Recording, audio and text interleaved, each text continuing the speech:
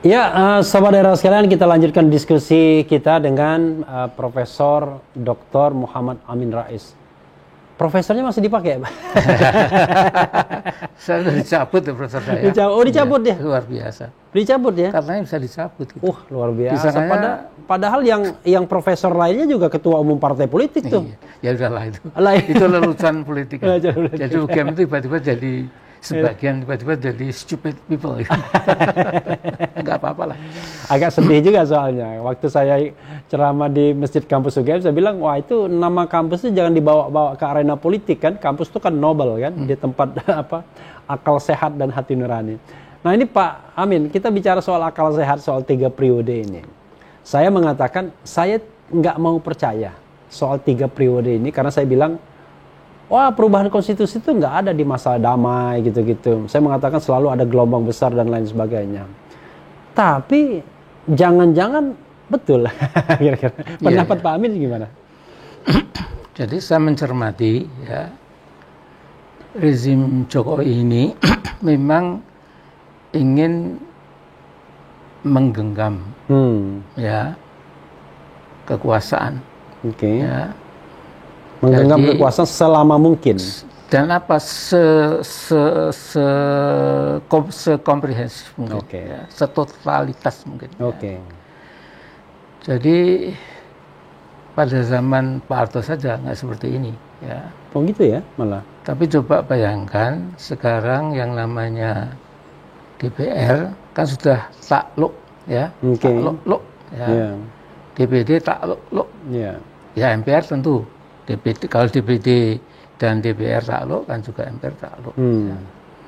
Kemudian juga ketua-ketua lembaga tinggi itu sepertinya juga apa kata istana. Oke. Ya. Bahkan yang lebih sedih lagi itu secara tidak sadar barangkali itu TNI 3 angkatan juga polisi itu kan diseret-seret ya ke mana? Ke arena politik lagi. Arena politik itu. Saya sudah membuat video selama beberapa belas menit itu saya minta TNI dengarkan sungguh-sungguh nasihat Pak Dirman dulu. Yeah. Pak Dirman itu tahu betul ya. Yeah. Beliau kan jenderal yang paling top kan Pak Dirman. Yeah. Ya. Jenderal besar. Ya beliau kan menasihati ya yang namanya tentara itu kesiapannya kepada bangsa dan negara. Yeah. Ya. Pemerintah dilihat dulu, pemerintahnya itu betul-betul membela kepentingan bangsa dan negara atau sebaliknya. Ya. Nah, tapi sekarang ini seperti sudah disulap, ya. Sehingga saya khawatir bahwa kalau demokrasi pelan-pelan dipotong kakinya, dipotong tangannya, ya. Kemudian akhirnya seperti beberapa analisis itu, kalau sebuah demokrasi sudah menjadi otoritarisme, maka dia ibaratnya masih raganya utuh, tapi kepalanya sudah tidak ada kepalanya. Ya. Oke. Zombie dong. Ya memang jadi menakutkan sekali. Gitu, ya. Nah karena itu ya saya di dalam It's Now or Never itu ya mengingatkan itu It's Now or Never itu ada di channel Amin Rais ya? Ya ada. Ya Amin Rais official ya. Jadi sobat daerah sekalian bisa langsung dilihat di situ. Ya.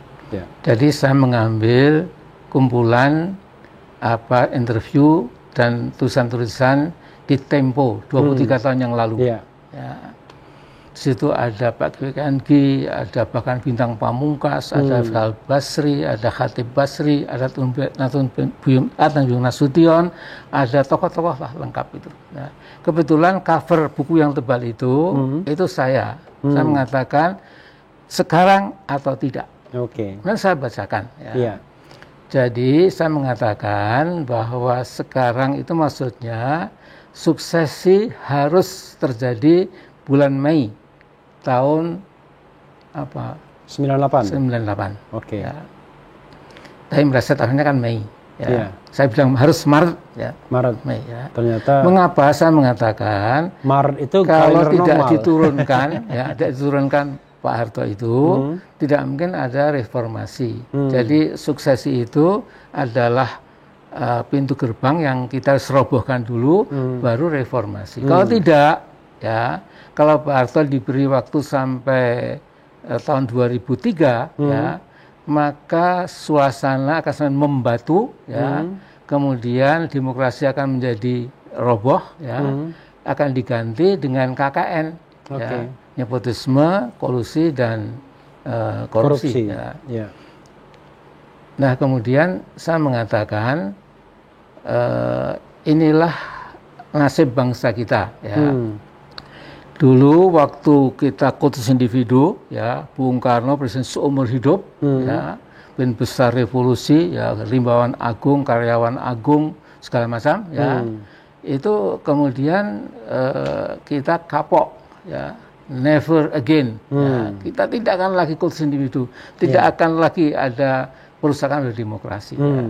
Tapi kemudian Pak Harto pelan-pelan muncul. Ya. Jadi gelombang itu balik lagi ke semula.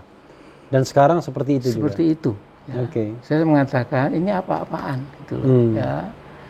Karena begini Mas Refli, ya, saya sudah mengkhawatirkan ini, ya, bahwa sekarang ini hubungan Jakarta Beijing itu sudah terlalu dekat sekali. Ya. Zaman Bung Karno itu Jakarta Peking Pyongyang. Ya, ya, ya. Sekarang Jakarta Beijing. Tapi Beijing. sekarang ini zaman sudah berubah. Ya. Kemudian waktu itu ya semua combang samping lah, ya. Artinya Beijing combang samping, kita juga combang samping. Ya. Tapi sekarang ini dalam era yang luar biasa ini, ya, itu memang Cina itu sudah menjadi world hegemon. Ya. Jadi hegemon yang besar sekali. Ya. Bahkan lebih besar dari Amerika Serikat. Ekonominya sudah neck and neck. Ya. Military capability-nya juga neck and neck. Ya. Nah kemudian saya yakin sekali sesungguhnya Cina ini punya politik Lebensraum. Ya, jadi ingin ruangan hidupnya itu akan diperluas. Kemana lagi yang paling cocok Indonesia ini? Ya, negaranya besar, ya, kemudian di situ sudah ada mungkin 6-7% teman-teman Tionghoa akan jadi agent yang sangat bagus gitu, ya. Kemudian kita ketahui. Tapi tidak berarti semua begitu ya. Gitu. Iya betul ya ada semua ya. Kita masih melihat ya teman-teman Tionghoa yang mungkin saya kalah patriotismenya, ya. Hanya luar biasa, ya. Nah jadi ini rezim ini arahnya sudah jelas menurut saya. Ya, kalau tidak kita suruh putar haluan, ya, bisa-bisa kita sudah too late, ya. Ya seperti Titanic, ya, sudah akan nabrak karang. Ya, jadi tenggelam kita. Ya. Jadi kita nggak lagi bicara demokrasi dan lain-lain itu. Nah jadi ini memang very systematic Mas, ya. Jadi semua dikeremus dulu gitu, ya. Kemudian nggak ada lagi proses demokrasi, ya toh. Jadi misalnya dengan cipta kerja, isunya bukan soal 3 periode, tapi bagaimana kekuasaan yang hegemonik tadi. Ya. Dan 3 periode itu adalah itu pintu masuk saja. Tapi di sini saya kira teman-teman yang selatan negara seperti Anda dan lain-lain juga mengatakan andai kata 3 pun itu tidak lagi nggak boleh berhak. Tapi kekonyolan dari pendukung Jokowi yang cerdas itu kalau bisa minta sidang istimewa, kemudian tambah lagi dong 7 tahun itu. Karena kalau 5 tahun kan belum selesai. Iya, sebenarnya kalau ada perubahan masa jabatan itu mestinya tidak boleh diterapkan kepada yang existing, tapi sudah pernah terjadi di MK. Jadi gini Mas, ya, jadi ya saya kan sudah mengatakan teman-teman DPR, DPD, MPR, mengerti negara, TNI dan Polri tolong itu. Dan hanya karena sekepok dolar atau sekepok rupiah kemudian lantas tidak melihat bahaya yang ini akan mengubur demokrasi itu. Jadi ini saya katakan apa adanya gitu. Dan tapi memang Pak Amin ya, kadang-kadang kalau kita bicara tentang skenario Indonesia yang sudah bukan dirangkul tapi dicengkram ya, kekuasaan Beijing katakanlah, itu spekulasi yang kadang-kadang orang antara percaya dan tidak gitu. Masa sih gitu kan? Apa memang semudah itu dan lain sebagainya dan lain sebagainya. Tapi dalam banyak statement Pak Amin selalu meyakini itu bahwa benar adanya dan cengkraman itu bukan lemah tapi kuat. Memang begitu Pak. Kenapa begitu yakinnya Pak Amin? Jadi begini, saya kira bukan hanya artinya semua ini manusia itu begitu ya. Begitu punya kekuasaan, itu syahwatnya itu mesti lantas lupa daratan, lupa lautan juga. Oke. Ya. Kalau bisa the longer ya, the bigger, the lebih efektif segala macam. Tidak ada oposisi, tidak ada yang menghalangi gitu. Itu memang saya kira manusia seperti itu. Dan harus ada support dari partner negara lain untuk mempertahankan itu semua. Apalagi zaman globalisasi ya. Okay. Nah jadi kemudian biasanya yang orang itu lupa kalau sedang kuasa itu ya, orang Jawa bilang jadi kalau sedang menggendong kekuasaan itu mesti lupa diri. Lantas adikang adikung, ojo tumeh itu menjadi arogan, menjadi over self confident ya, menjadi degrading pada orang lain. Tapi Pak Amin akhirnya kita kok seperti terjebak pada lingkaran yang sama ya, seperti labirin tuh, nggak bisa kemana-mana. Ketika Bung Karno berkuasa dia begitu, Pak Harto berkuasa begitu, lalu tiba-tiba Presiden Jokowi begitu juga. Padahal sebelumnya kan kita ada selang-selingnya juga ya, ada presiden-presiden yang menjabat tidak lama. Ada Pak SBY yang 10 tahun juga sesungguhnya, tapi tidak semengkhawatirkan sekarang. Memang, ya. Itu apa resepnya agar kita bisa menghalangi, katakanlah menjaga agar demokratisasi itu tetap berjalan dengan baik akhirnya? Kita nggak bilang soal menurunkan Pak Jokowi.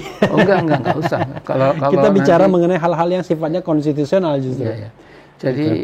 Jadi kan ada Mas Refli istilah itu loh, moral courage. Oke. Ya. Jadi bahkan Kennedy itu punya buku itu ditulis oleh seorang penulis itu sebagai profile of moral courage. Moral courage. Okay. Kennedy itu sebuah profil pemimpin yang punya keberanian moral, ya, yang bisa membedakan ini bagus buat bangsaku, itu berbahaya, ini sudah akan terkutuk karena nepotisme, karena ini menguntungkan sedikit orang tapi menyusahkan rakyat dan sebagainya. Ya sekarang itu yang sebenarnya hilang di kalangan kita. Ya ada juga pernah orang nyebut strong and benevolent, ya kan? Baik hati gitu. Ya. Jadi benevolent dictatorship. Iya. Atau juga benevolent authoritarianism ya. Tapi bagaimana mungkin kalau Pak Din Samsudin constitutional dictatorship ya. Iya. Jadi sekarang ini Cina itu sedang melabrak nilai-nilai demokrasi Barat. Ya. Jadi nilai-nilai Cina itu selama pimpinan itu bisa mengenyangkan rakyatnya, selama bisa memperbaiki ekonominya, tidak perlu demokrasi. Iya, tuh pasti nggak akan ada goncangan itu. Iya.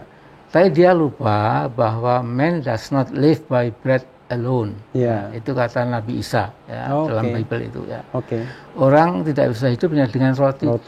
Ya, dia punya cita-cita, punya impian teori seni, piramida Maslow, iya segala macam. Ya.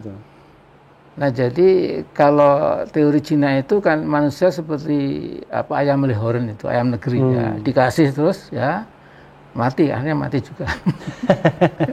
Padahal demokrasi rakyat menjadi ayam hutan lah, bisa terbang ke sana, berkokok mencari ya indah gitu loh ya. Saya seperti sekarang ini kan oposisi pasti dikejar-kejar, Tapi dibasmi. pendekatan Pak Amin tuh kultural banget ya. Maksudnya berharap bahwa pemimpin itu punya moral courage tadi ya.